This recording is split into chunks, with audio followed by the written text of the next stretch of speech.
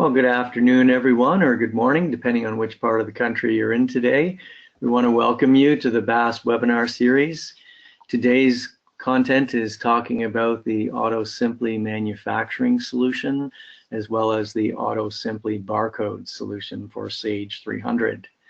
We're going to start with the manufacturing suite to give you an idea of how you can expand on the existing functionality within the inventory control module of Sage 300, specifically how we enhance the functionality of the bill of materials within inventory control to create more visibility into your manufacturing processes.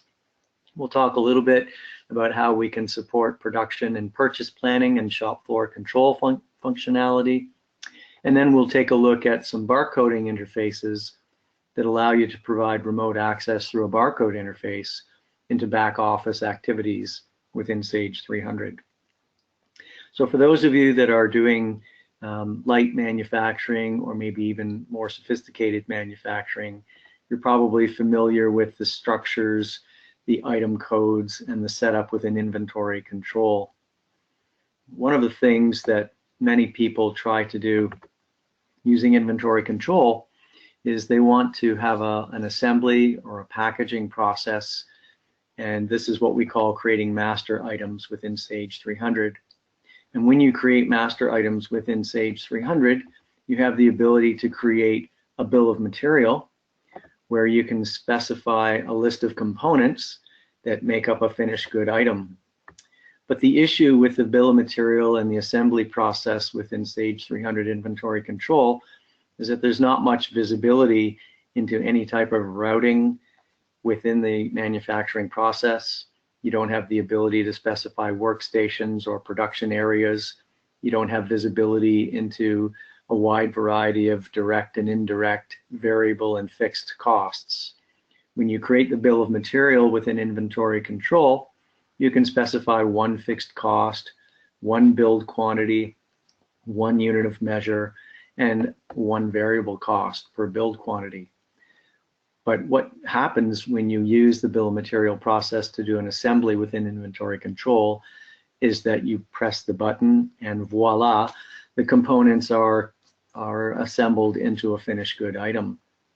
Whereas when we move to AutoSimply manufacturing, you get much more visibility into the production process by being able to specify a number of different specific components that make up the bill of material. You also have the ability to go 16 levels deep within the bill of material within AutoSimply.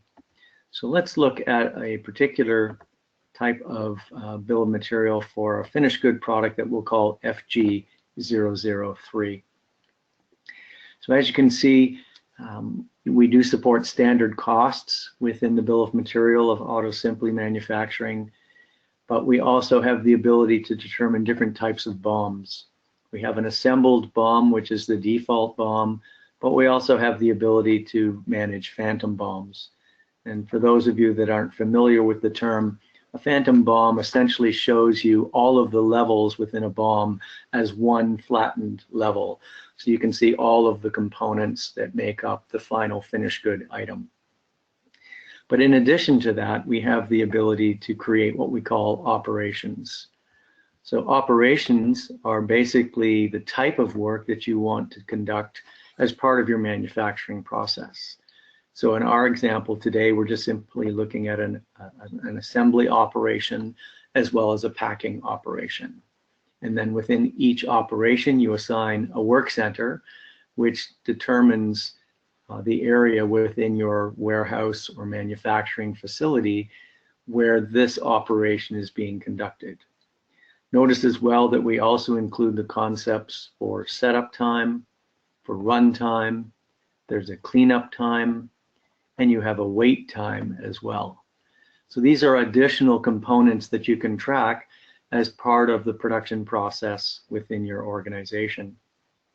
Notice as well that down below we have resources, and resources are things like your direct labor, your factory overhead, your setup labor, and these can all be established based on a specific quantity with a unit cost, and then based on the build, You can either have those vary with production as a variable cost, or they could simply be a fixed cost that's applied to the cost of the finished good item. We have another concept here called tools, and tools are something that you consume in the production process. So it could be something like a die or a mold that you use once as part of the finished good assembly or production process, and then it's something that's thrown away. So you fully cost the consumption of that tool during the production process. And then we have the ability to explode the bill of material, which will give you a breakdown of the assembly levels and sub-assemblies that are part of that specific finished good item. So I'm just showing you a simple tree structure here to give you an idea of the sub-assemblies that roll up to one level, and then another sub-assembly that roll up to the top level of the bill of material, and then final raw material and packaging components that complete the manufacturing process. But we also have something called a bill of manufacturing, and the bill of manufacturing will give you the ability to show the breakout of the bill of material based on your operations. So in this case, the sub-assemblies and the components are broken out by operation. And that's what we call a bill of manufacturing. So whether you're looking at it from an operational standpoint or simply the various levels, the sub-assemblies, you either can look at the bill of material through the traditional way or through a bill of manufacturing. Now, as you're creating this bill of material, you'll then specify all of the components that were part of that bill of material by operation, by cost type, whether it's variable or fixed, and the quantity that's required in order to produce the finished good item. So the other thing that we do is we have a scrap factor.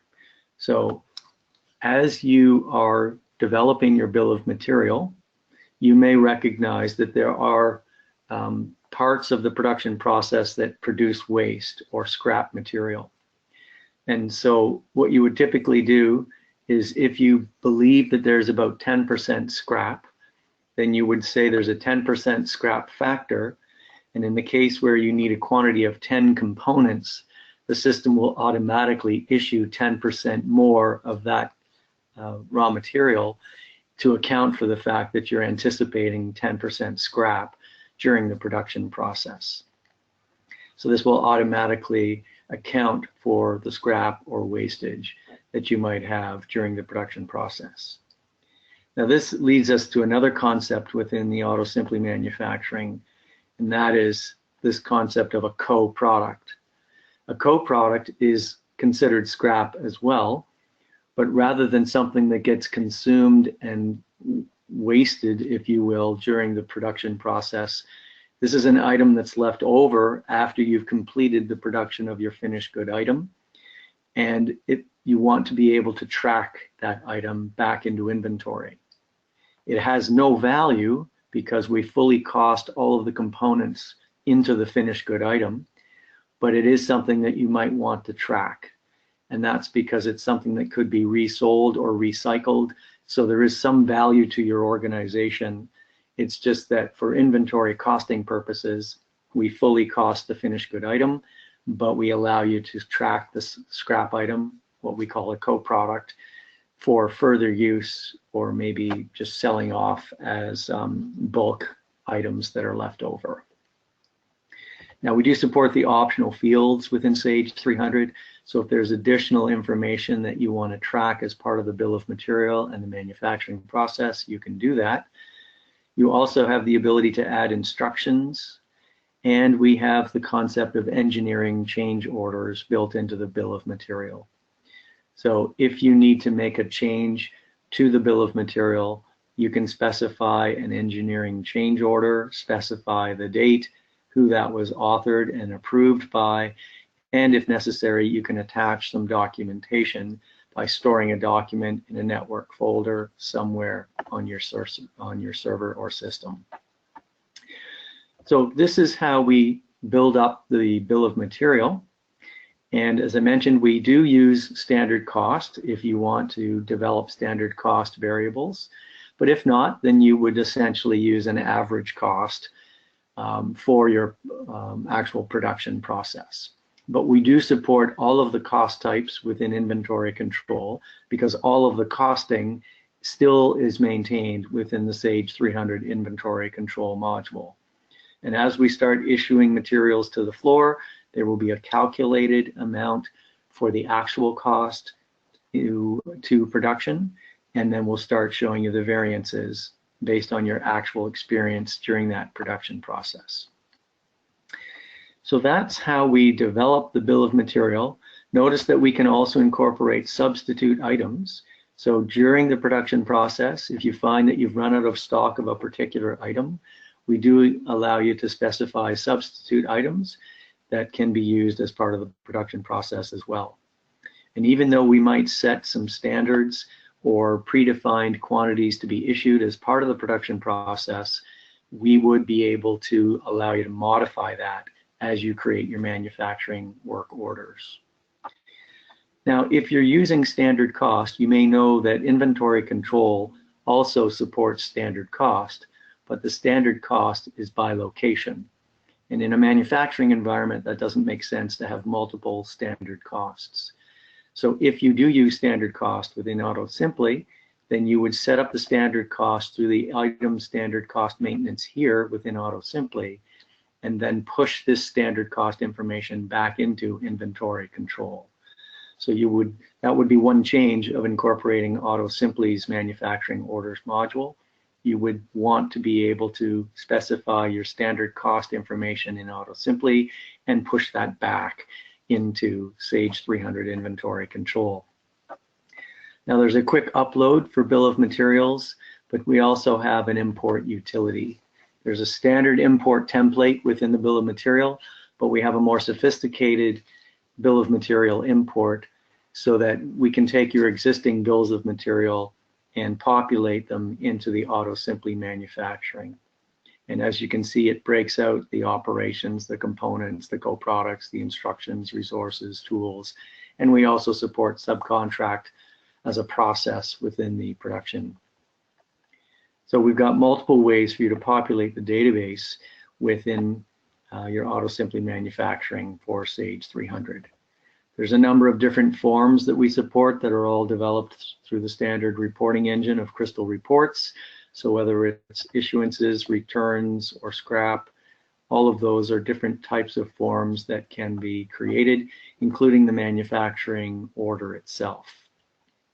There are specific inquiries, the most important of which is a BOM or bill of material inquiry, but we have a where used inquiry and a costed BOM inquiry as well. And the BOM inquiry allows you to incorporate a planning aspect into the basic manufacturing orders module.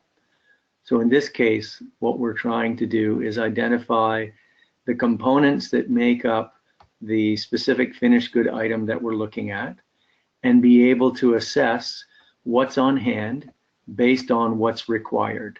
So you have visibility into what's available in stock, what's already been allocated to other manufacturing orders, and therefore what's left over if I would decide I want to produce more of this finished good item. So this is a traditional make to stock environment that we're looking at now using the BOM inquiry, where I'm doing some planning for production based on what's on hand in terms of my raw materials. And off of this, I could specify that I wanted to create a certain number of finished good items. So let's say instead of just one, I wanted to create 100 items.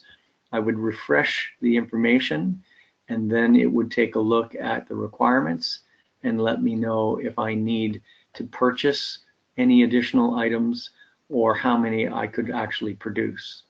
So from this screen, I can generate a manufacturing order based on what I see as available for materials and components.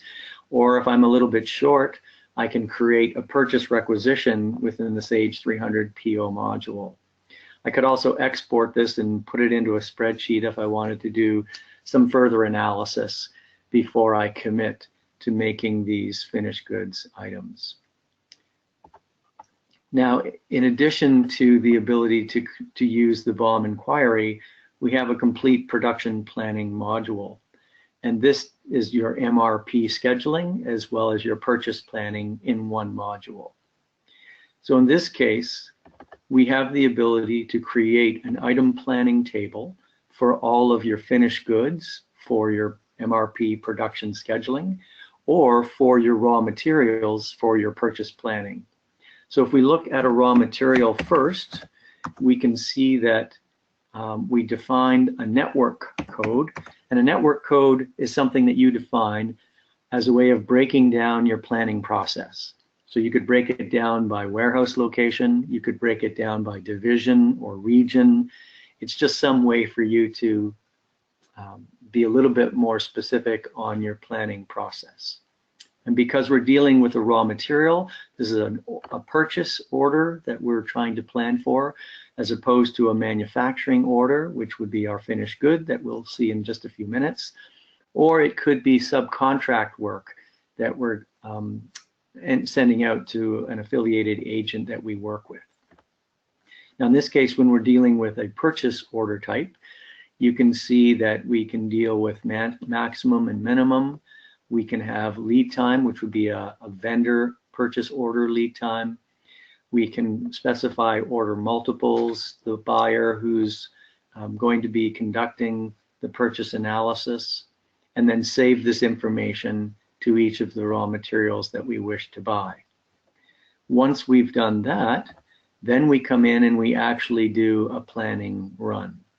So the planning run allows us, based on what's already in stock, what's on a purchase order, what might be part of a kitted item in inventory control, what's already been asked for through a purchase request, what's been allocated to manufacturing on a manufacturing order, and even our existing actual demand based on sales orders in order entry, or I could include a sales forecast for forecasted demand. And then again, I would choose by network what I want to produce my, in this case, purchase plan for. I would do a net run to get up-to-date information based on what's on hand, what's on purchase order, what's on sales order, as well as what's committed to existing manufacturing orders. And then once I've run the plan, I have a summary and detail window that I can look at. And what this does, again by network code, will allow me to specify a list of my raw material items. So let's say RM001 to RM009. I could choose to do that by buyer if I wish, and it will give me a breakdown of these raw materials and show me what's in stock today, what's already on order based on existing purchase orders, what's allocated to production based on existing production schedules, and my projected net stock. And as you can see here, there's one item that's actually projected to go negative based on existing demand through manufacturing production. So if I were to look more closely at RM004, I can click on the item plan, and it will allow me to get more detail to understand what's happening with this raw material. So I can see that based on my stock on hand of 980 items, I have a minimum stock requirement of 500 units, which is, in other words, safety stock. And because this item is being used on a manufacturing order, in fact, 2 different manufacturing orders, I'm consuming a quantity of 80 and then a quantity of 1120. So if I add up, that's 1200 that I'm consuming. So as I start looking at that, it gives me the net quantity of 400, even though right now I've got actual of 900, because it's basing it on my minimum stock of 500. So as soon as I consume 1120, it knows that I'm going to go into a negative position. So the system is telling me that I need to plan a purchase order to get me back as close to the minimum stock as possible based on my order multiples of 25. So it's recommending a purchase of 725 items, which will get my actual quantity to 505, less my safety stock of 500 gives me a net quantity of 5. So in this case, it's a planned purchase order. So if I were to go ahead and do that activity based on the plan, I would come here to generate my purchase requests for my raw material items. And again, I would go to the network code. And if I look at my item numbers here, I'll use the same range of numbers, RM009. And location 1 is my warehouse locations within inventory control as of today's date. Then it tells me what I need to buy. So there's my 004 item, and I would just say yes and go ahead and post, and it will create the purchase request for me. So it generates request 11. So within PO, I now have a purchase request for RM004 on my requisition entry. And this then would be accumulated by vendor to generate my PO. So there's my requisition entry within the purchase orders module for raw material 004. So very integrated into the operations suite within Sage 300, whether we're looking at inventory items, creating purchase orders or purchase requests, or actual demand in sales order entry. So that's a little bit on the purchase planning side. Now quickly, if we go back and we look at a planning run for a finished good item, we've run a plan, but this time when we look at the items, we're going to look at finished goods items as opposed to raw materials. So when we look at finished goods 1 to 9, it'll tell us based on demand and what's available, I can identify the items that I need to start producing. So as you can see here, I've got very little stock on hand, just this one finished good item. So this may be a make to order environment as opposed to make to stock. And I've got some already on order, and these have been allocated to sales orders. And again, I have a projected net stock that goes negative. So if I look at the item plan for FG003, you can see why we're going negative, because we've got manufacturing orders on the floor, number 3 and number 6, where I'm producing 40 and 10 respectively. But because I've got a sales order within order entry that's creating a demand of 75, and I've got a minimum stock of 500 items again, the system's going to want to get me back as close to possible to that minimum safety stock as possible. So because I've got another sales order that's just come in, number 68 for 30, that adds to the demand for this item. So my planned order in this case is a manufacturing order, and it's suggesting that I need to produce 560 of these items to get me back to my safety stock and a net quantity of 5. So in this case, the information on the sales order gives me the customer information, and what it's doing is it's trying to resolve the shortage. So the pre-plan is to make sure that I produce enough to get back to my minimum safety stock. So again, if I were to look at the plan and generate an order, in this case, it would be a manufacturing order as opposed to a purchase requisition. And again, by network code, we look at our finished goods for that network. And this would be for production area PA. And here's my finished goods items. And there's the one we were looking at. So I could say yes and post, and it would generate the manufacturing order for that item. Or I could choose one of the other ones here. You can see there's quite a few that need to be created. But I can always come in here and say, you know what, I just want to create 50 of those today because that's all the materials that we have. And say yes and post, and it would go off and create the manufacturing order for me, MO8. So if we go to MO8 now within the manufacturing orders, we have manufacturing orders here. We can support 3 different types of manufacturing processes. We have the standard process where we create the MO, we issue, we return any excess stock, we complete the finished good production and receive it back into inventory, and then we close it out, which is essentially a 4 or 5 step process. We also have the ability to do back flushing.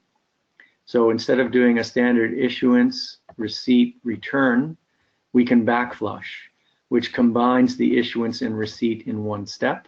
So you can be doing production throughout the day and then back flush the results to update your costs at day end. And the final option is what we call Kanban. Kanban is designed for people that have a just-in-time environment where items are coming into the warehouse or the production facility and as soon as possible being placed into production. And so you're trying to plan and manage your lead times for both production and purchasing so that items are coming in, being used, and then finished goods are being sent out based on actual orders. So there's the three different types of manufacturing processes that we support: a more standard 5 or 4-step process, back flushing, as well as the Kanban system. Now we also can create our manufacturing orders directly from sales orders in order entry if you are in a make-to-order environment. While AutoSimply manufacturing has traditionally been ideal for discrete manufacturing, we do support processes either through batch MOs where you're producing multiple finished good products, or if it's a cutting or slicing type of process. So we have frozen food manufacturers, for instance, where they might take fish and then fillet them by cutting off the head and the tail and filleting the fish. So AutoSimply manufacturing works perfectly fine in those types of environments. But coming back to the actual transactions, we generated an MO entry off of the MRP production plan. So in this case, what we want to see is what actually got produced. There's the MO8 that was produced off of the plan. And remember that I switched it to a 50 order. And so based on that order and the bill of material for that item, it already knows the components that need to be applied. It knows the quantity usage per item, whether there's any scrap, and the required quantity. We haven't issued any of that to the floor yet. And then it will also keep track of our work in progress as we start committing items to the floor. The operations have been defined, any subcontract that needs to be set up. If it was tied specifically to a sales order, or I was waiting on the items and I wanted to link the receipt of items on a certain purchase order, all of that information would be supplied as part of the manufacturing order that's created because it's based on the bill of material. And then any co-products and totals as we start issuing information out to the floor for the production of this item. So this is an internal. The status is new, so it has to be approved in some cases, and you can save that status. But we can't actually issue against this manufacturing order until it's been released. So you've got different status codes here for new, approved, and then released. You can also put manufacturing orders on hold, or you can close them out once you've completed production, or maybe the order was canceled and you don't need to produce a full allotment of items. But once this is released, we can save it, and then we can start issuing against MO8 to the production floor. And that's where we would start doing our issuances. And when we do an issuance, it will generate an IC shipment to move the items from raw materials to work in progress. Now again, AutoSimply manufacturing is simply creating the bill of materials on top of what's already part of inventory control. So when we want to do an issuance against a specific manufacturing order, we're not moving inventory from inventory control to AutoSimply manufacturing. We're simply giving it a different description, if you will. All of the costing remains within inventory control. We're not creating a separate work in progress or finished goods database. All of the costing and all of your raw materials, work in progress, and finished goods remain within Sage 300 inventory control. And then we can go ahead and add this with a description against that, and then we could specify the operation, that we want to perform on this particular MO. We'll do the dummy operation, and then we would be able to go ahead and issue these items to the floor. So it knows the sub-assemblies, it knows the packaging materials, and we can go ahead and add this as an issuance or go ahead and post. So if we go ahead and post, then it would generate a transaction to do the issuance. And we can issue all once we've selected the items. So if we go ahead and pull those items in, we have a required quantity, and then we choose to issue, and we can issue all the quantity. Or we could say, no, actually, we think we're only going to need 40 of those items, and maybe 40 of these items, and maybe 40 of these items. And then at that point, we would go ahead and post, and it creates an issuance transaction. So it's called issuance 3. So again, just highlighting the fact that we're fully integrated into the Sage 300 inventory control module. And then you'd be able to see these transactions as they're being created through the shipment entries within inventory control or through the statistics. So if we were to look at the shipment entry, we would see these transactions being created within inventory control based on the transactions. So there's the issuance that we just did today for those 3 components that are part of the manufacturing order. And you can see the detail, the comments, it's MO8. So completely integrated in terms of costing and inventory movement from manufacturing into inventory control. So this has been a fairly high-level overview of the AutoSimply manufacturing orders module. Notice that we do support lots and serial inventory as well, if that's required. And then, of course, we can incorporate production and purchase planning. And there's also the shop floor control module, which very briefly is just simply a way for you to track labor costs as shop entries on the floor. And you can either use AutoSimply barcode to scan the in and out time of an operation at a workstation level. And this will keep track of 2 things primarily.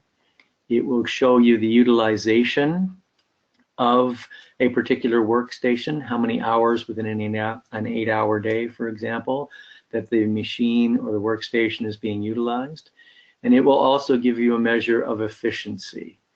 So those are the 2 factors that we're trying to measure through shop floor control, is the utilization as well as the efficiency of the operations being conducted by operator within a work center and an actual workstation. And then if you're using shop floor control, this is how we capture our labor costs that get applied to the bill of material as part of a manufacturing order. So if you want additional information or you would like a specific one-on-one presentation for the AutoSimply manufacturing modules, then just contact your local BAS account manager and we'd be more than happy to do that for you. But given that we have to move along to the barcode solutions, I'm going to do that at this point so that we make sure we cover off the content for today's webinar. So to do that, I'm going to move out of this manufacturing company and over to another company for barcode interaction. And what you'll see is that with the barcode interface, we have the ability, let's see, no, let's pick a different company, sorry, let's do this one here. Now you're looking at the 2018 interface, so if this doesn't look familiar to you, it's based on the latest 2018 user interface in Sage 300. So the barcode within AutoSimply, it gives you the ability to support standard barcode font 39, 128, but it also has some more sophisticated barcode formats that you may be familiar with, for example, GS1, that incorporates not just item information, but also lot tracking and date information. If you're in the medical business, there's an HIBC format that's also supported. And you can see this based on some examples we've built into the application, because barcode technology doesn't have to be all that sophisticated. It's simply a different font, if you will. So if you've got a barcode font, you could install that as another font within Crystal and right away be printing off your own barcodes within Sage 300. So a standard barcode label might incorporate the item code with description and the barcode, and then a separate code with the lot or serial number that you wanted to track with that item. So in this case, you might have to scan it twice because they're one-dimensional barcodes. The GS1 format that I just referenced would incorporate a lot number as well as an item number on one barcode. So it makes the scanning just a little bit more efficient. But whether it's lot numbers, serial numbers, or just item numbers, they're all supported very easily within the AutoSimply barcode solution. The user master will identify for us all of the different types of transactions that we can support within the system, but notice that we have separate user IDs and passwords. So these barcode users are not using a Sage 300 LAN pack license. They're simply logging into the handheld scanner, or it could be a tablet, because we provide a separate user interface for the barcode. And what I'm referring to is I can run it from within Sage 300, but I can also set it up here as a separate icon on my Windows desktop. And it opens up and allows me to log into the barcode system across any of my Sage 300 companies. And then it presents a menu of options for me to access different transaction types within Sage 300. So I have a barcode for purchase orders that does PO receipts and PO returns. I have a barcode for order entry that does shipments and returns. I have an IC basic module that does IC transfer, internal usage, physical stock counts, and receipt transfers. And then I have an IC extended for IC receipts and shipments. And this assumes that you're not using PO for receipts and OE for shipments. It also incorporates assembly and disassembly and manufacturer's items. It does support the manufacturing processes that we just talked about as part of AutoSimply manufacturing, whether it's the backflush or the Kanban manufacturing process, or the more traditional 4 or 5-step process where you do separate issuances, receipts, and returns. The shop floor control module is also supported, so we can be tracking cleanup time, runtime, downtime, any rework or stoppage time. And then there's a separate list of inquiries for tracking bin numbers within inventory control if you're using the ORCID bin tracking to specify bins within a location. And then standard lot serial inquiries, manufacturing order inquiries, or different stock, pending shipment, pending receipt, or item inquiries.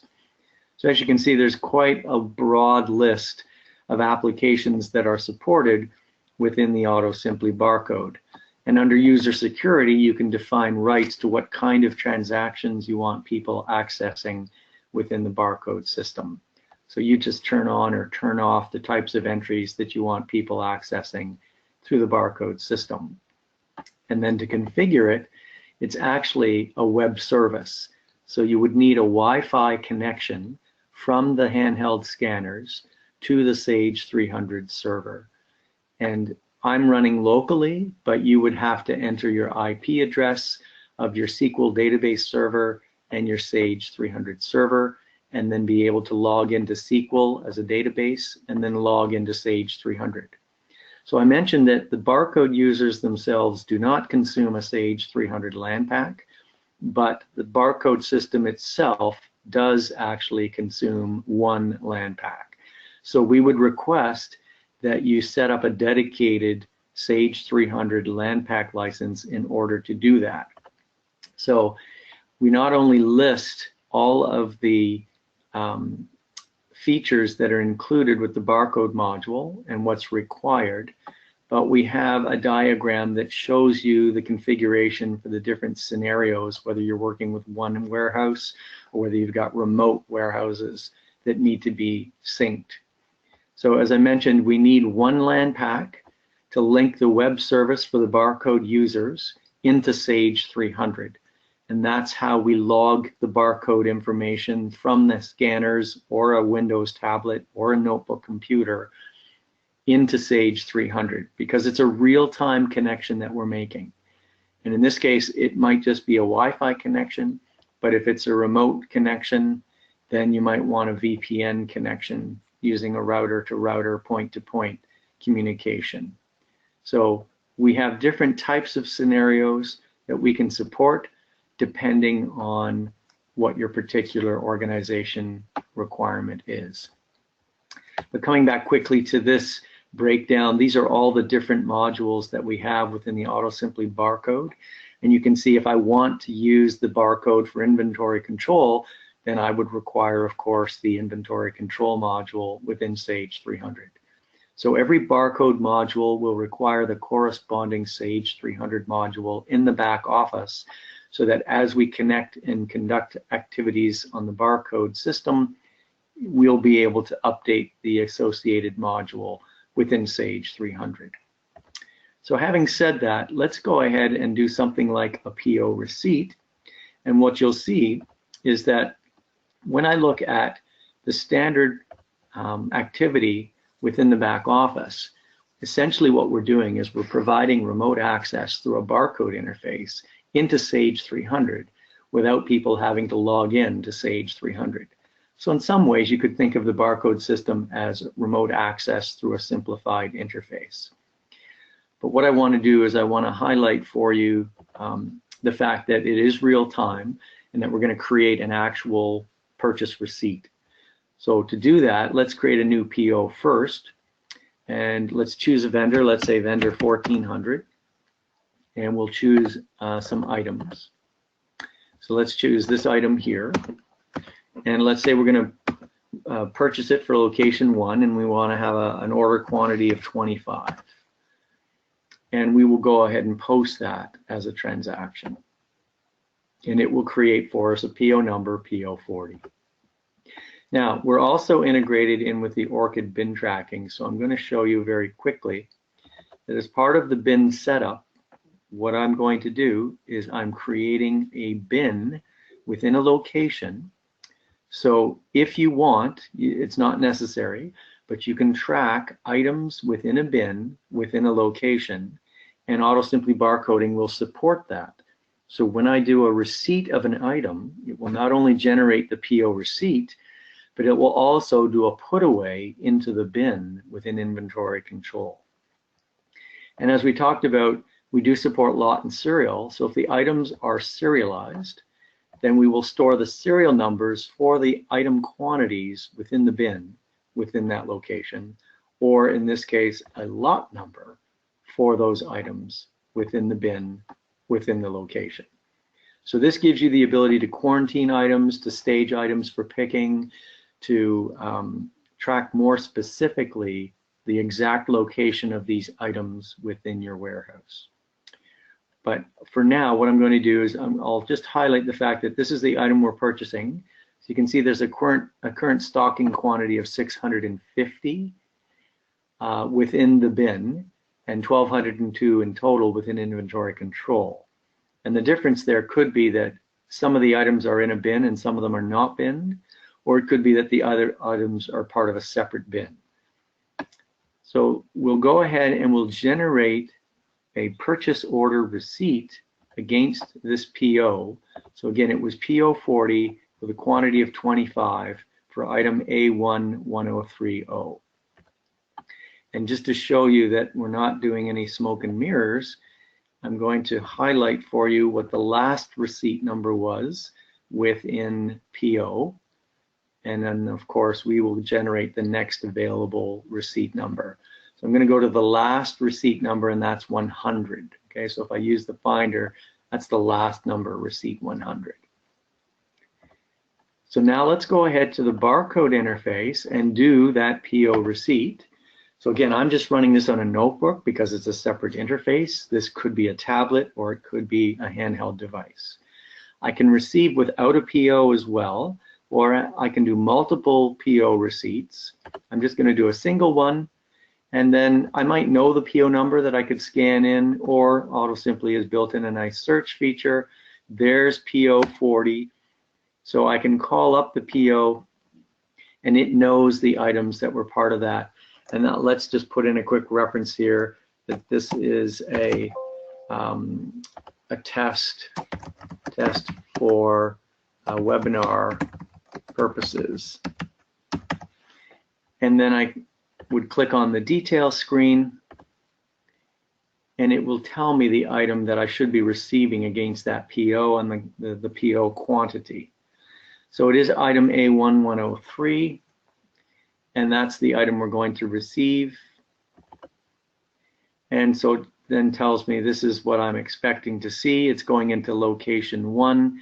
Now you notice this yellow box here, it's got an E in it, and that E means enter. So it's allowing me to go in and enter the quantity that I want to receive. Now I could also go to scan mode, and this is a configuration option within the barcode system. I could scan the quantity rather than enter the quantity. And some organizations force people to use a barcode to scan the quantity. Now I also could change the location because I have access into the IC locations. So even though the original purchase was set up for location 1, I could change that on the floor if I needed to. I'm going to go ahead and receive a quantity of 25. And because we're integrated with bin tracking, you see the bin item information pop up as well. So I might scan the bin that I want to put this item into and then tell it that I am going to put away 25. And so it knows that's the bin and that's the put away quantity, and I want to add that as an entry. Now I can review these entries to determine, is this the correct information that I want to commit to and post into Sage 300? Because remember, this is a real-time interface. So when I post this from the barcode system, it's going to set up the information within Sage 300. So by hitting the post button, it says, would I like to create my PO receipt? Well, because I'm also integrated with bin transfers or bin tracking, it will create a bin transfer document as well. So by saying yes, we process the entry and a receipt number will be generated. Receipt 101 and bin transfer 36 has been created. So now if I go into the back office of Sage 300 and I open up that receipt entry screen again, my last receipt number should be 101 for that desk lamp, quantity of 25 that was received. Okay? So that's how quickly, and there's the comment that I added in the reference field, test for webinar purposes. That updates against PO 40 for receipt 101. So that was my PO receipt being captured off of the handheld system into purchase orders. And then because we were integrated with bin tracking, there was a bin transfer document created for a put away of 25 items. So if I go to my last bin transfer document, there it is, bin transfer 36, receipt 101, a put away for this item of 25 into this bin. And then of course I could come in and modify this if I needed to within the bin transfer module. Or I could just say this is complete. It's been created against receipt 101. I can save it and I'm good to go. Okay, so there's the integration that AutoSimply barcoding has with Sage 300, not just for purchase orders on receipts, but also into bin tracking if you need more advanced functionality within your warehouse. Now we also have other options here as part of the barcode system. We could be doing IC stock counts, for example, and we can choose the location that we want to generate those stock counts for. And as we generate a physical inventory worksheet within inventory control, we can start to count items within the system. And as I do a count quantity, let's say it's 308, you see that the original counted quantity was 303, and now I'm counting a quantity of 308. And I have the ability to review that if I need to. And then I can go ahead and post and it'll say, do you want to post the stock count? Yes. And it'll say, would you like to override the previous counted quantity? So I can either add this quantity, because I might have multiple people counting in different parts of the warehouse, and I want all of them to add their quantities up together, or I can simply override and say, this is the one total quantity for that item. So we post that item, quantity counted for that item. And then within inventory control, if I look at my physical inventory and I want to check my inventory worksheets or my physical inventory quantities, those items for location 1 will start to get updated based on the quantity counted on the physical inventory worksheets. So as we're doing those counts, we'll post them through and update our inventory worksheets automatically. So we can either print them off or do inquiries, as you know. And if we're integrated in with bins, then we can do bin counts at a bin level and update the information for each of these items. So that's another aspect of AutoSimply barcoding. It gives you visibility into Sage 300, allows you to capture information without physically being logged into Sage 300. So that's just a brief overview of the PO receipt, the IC stock count. Of course, we could do OE shipments as well, but in the remaining few minutes that we have, I wanted to take you over to the inquiries and show you some of these. So let's say we have pending shipments that we want to review. We can look at this as of today, over the next 3 days, by location, and it might identify for us anything that's coming up. And we could search by customer number as well and see if there's anything coming in and what's pending for specific orders for specific customers. And it would give us a visibility into that. And go in and check the detail. So I have an idea of what needs to be shipped. Nothing's been picked yet, so that's my outstanding shipment quantity for that particular order. And I could review it and update the information from there if I need to. So that's pending shipments. You can do simple stock inquiries by item number and do searches, say what items am I most interested in, and just get a sense of what's on hand, what's on order, what's already allocated, and specify, for things that are unallocated, what's the breakdown of those orders within sales orders. Or look at stock, what's on order. Okay, so here's my POs. So somebody in the warehouse gets a view from their handheld or a notebook or a Windows tablet to be able to see the kind of information about inventory items that normally would be reserved to somebody in the back office, but now you can actually get visibility from the handheld unit. So that's a stock inquiry. You've also, if you're running manufacturing, you could inquire on manufacturing that's being pushed out to the floor. You could go into bin inquiry, lot serial, pending receipts.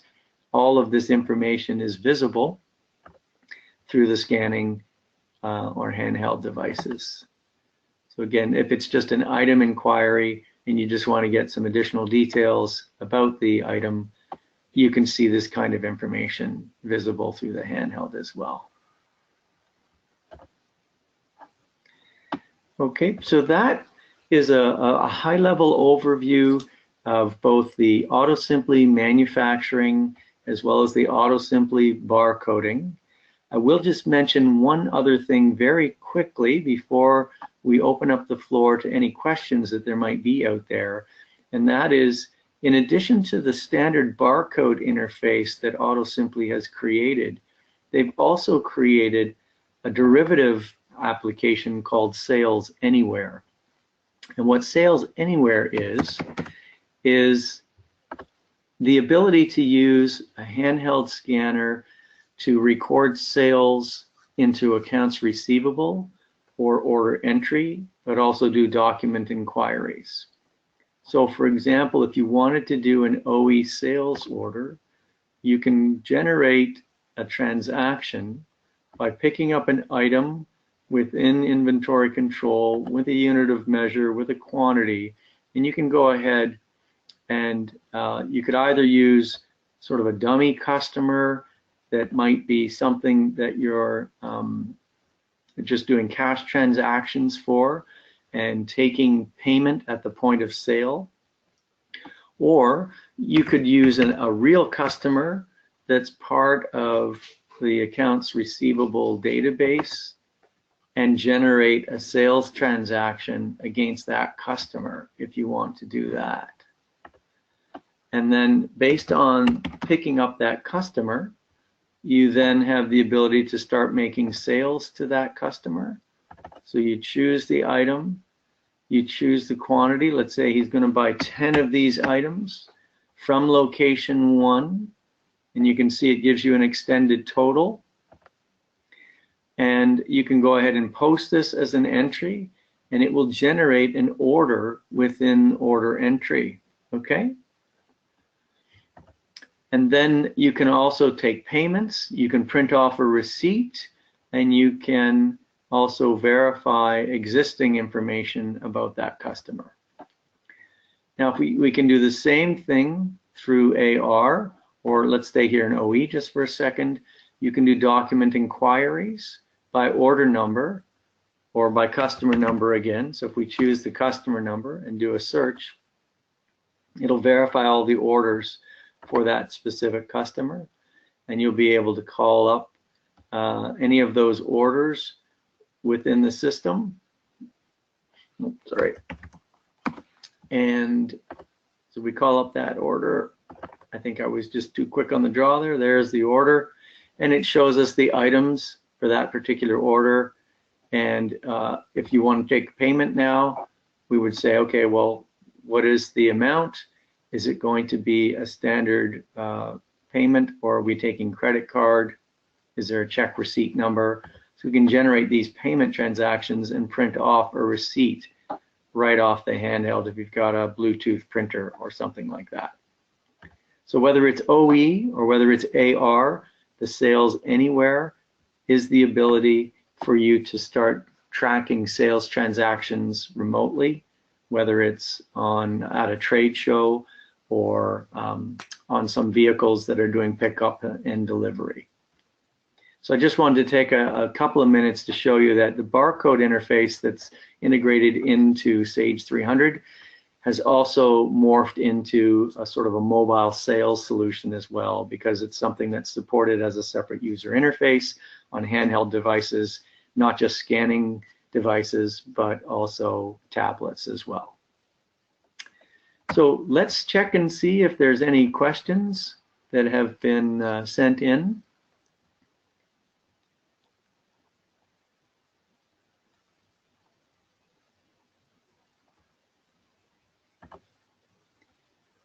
Oh, all right. So it looks like we have no questions. So that then brings us to the end of our presentation today. We want to thank you very much for your time and attention. As I mentioned, if you do have any additional questions, please contact your local BAS account manager, and they can provide pricing information, detailed product information, and as necessary, schedule a one-on-one presentation to talk specifically about your requirements for manufacturing or barcode solutions. Thanks very much for attending. Have a great day.